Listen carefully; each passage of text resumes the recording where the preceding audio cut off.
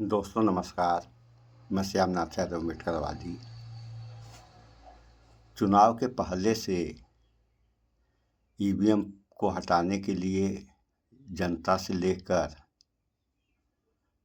विपक्ष के नेता तक सवाल कर रहे थे, लेकिन निर्वाचन आयोग और सुप्रीम कोर्ट तक इस बात को मानने से इनकार कर दिया। उन लोगों के कहने का तात्पर्य ये था कि चुनाव होगा तो ईवीएम से होगा, ईवीएम में किसी प्रकार की गड़बड़ी नहीं है।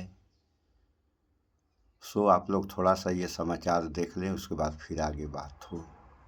कि तीन छुपाए ना छुपे, चोरी हत्या पाप। ये अलग बात है कि पकड़े जाने के बाद भी आरोपी को सजा मिले न मिले, लेकिन ये चीजें अक्सर छुप नहीं पाती हैं। सवाल ये है कि क्या ईवीएम को लेकर भी तमाम सारी घपलेबाजियां छुप नहीं पा रही हैं? और इस बार तो खुद भाजपा शासित राज्य की पुलिस ने ही मशीन को लेकर गजब खुलासा कर दिया है तथा चुनाव आयोग के बड़े बड़े दावों की पोल खुलती हुई नजर आ रही है। जी हाँ, मुंबई पुलिस ने एफआईआर दर्ज की है, जांच हो रही है। आरोप है कि भाजपा गठबंधन वाले उम्मीदवार के रिश्तेदार के फोन से ईवीएम कनेक्ट था। विपक्ष का उम्मीदवार चुनाव जीत चुका था, मगर दोबारा जबरदस्ती कथित रूप से भाजपा गठबंधन के उम्मीदवार को चुनाव जितवा दिया गया चुनाव आयोग की मिली भगत से। और अब मुंबई पुलिस ने जबरदस्त वाली जांच शुरू कर दी है। ईवीएम को लेकर पिछले कई साल से देश भर में विरोध हो रहा है, मगर चुनाव आयोग और आ रही है। और इस बार तो खुद भाजपा शासित राज्य की पुलिस ने ही मशीन को लेकर गजब खुलासा कर दिया है तथा चुनाव आयोग के बड़े बड़े दावों की पोल खुलती हुई नजर आ रही है। जी हाँ, मुंबई पुलिस ने एफआईआर दर्ज की है, जांच हो रही है। आरोप है कि भाजपा गठबंधन वाले उम्मीदवार के रिश्तेदार के फोन से ईवीएम कनेक्ट था। विपक्ष का उम्मीदवार चुनाव जीत चुका था, मगर दोबारा जबरदस्ती कथित रूप से भाजपा गठबंधन के उम्मीदवार को चुनाव जितवा दिया गया चुनाव आयोग की मिली भगत से। और अब मुंबई पुलिस ने जबरदस्त वाली जांच शुरू कर दी है।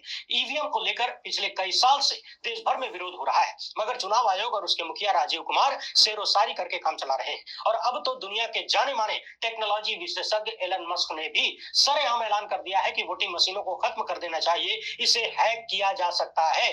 तो एलन मस्क ने ईवीएम को लेकर कौन सा बड़ा खुलासा किया है, उस पर भी बात करेंगे। इसके साथ ही अमेरिका के राष्ट्रपति पद के उम्मीदवार ने ईवीएम पर बेहद गंभीर आरोप लगाया है, बड़ी समस्या का खुलासा किया है। और इस समस्या का जो निदान है, उसी निदान की डिमांड लेकर भारत के लोग सुप्रीम कोर्ट गए थे। और सुप्रीम कोर्ट ने भारतीय नागरिकों के अधिकारों की ऐसी की तैसी करते हुए पूरी तरह से चुनाव आयोग के पक्ष में खड़ा होता हुआ अपने आप को दिखाया, ठीक वैसे ही जैसे चुनाव आयोग पूरी तरह से नरेंद्र मोदी के पक्ष में खड़ा है। बात बात में भारत के लोग अमेरिका से तुलना करते हैं। व्हाट्सएप यूनिवर्सिटी हो, गोदी मीडिया वाले लपड़झंडिस हो, या फिर आईटी सेल के गुर्गे, किसी भी झूठ पर भरोसा दिलवाने के लिए कहते हैं कि अमेरिका का नासा इस बात पर रिसर्च कर रहा है, नासा ने इसको अप्रूव किया है, अमेरिकी वैज्ञानिक ने ऐसा कहा है। आए दिन आपको बताया जाता है कि भारत की फलाना चीज पर अमेरिका शोध कर रहा है, उसने पाया है कि गोबर लपेट लेने से परमाणु विकिरण से बचा जा सकता है। यानी अमेरिका का नाम लेकर अपने झूठ को प्रमाणित करने की कोशिश व्हाट्सएप यूनिवर्सिटी हमेशा करती है। सवाल यह है कि जब वही अमेरिका ईवीएम को लेकर बड़े बड़े खुलासे कर रहा है, वहीं से इतनी बड़ी बड़ी आवाजें उठ रही हैं, तो फिर भारत का चुनाव आयोग, सुप्रीम कोर्ट और यहाँ की सरकार कौन से ताड़ की ताड़ी पीकर सो रहे हैं? महाराष्ट्र से लेकर अमेरिका तक ईवीएम को लेकर आज जो तमाम सवाल खड़े हुए हैं, उन पर बेहद आसान भाषा में बात करने जा रहा हूँ। वीडियो काफी महत्वपूर्ण है, पूरा देखिएगा, एक एक शब्द को सुन। तो जैसा कि आप लोगों ने देख सुन लिया,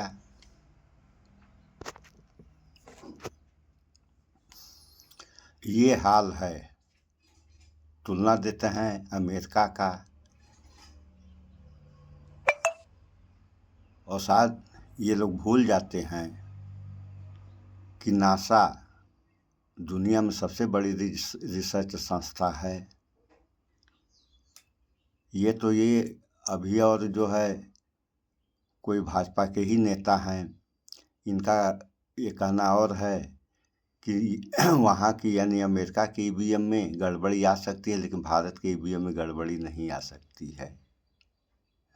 ये सोचने वाली बात है, कहाँ अमेरिका कहाँ भारत। काफ़ी दिनों से, क्या शुरुआत से ही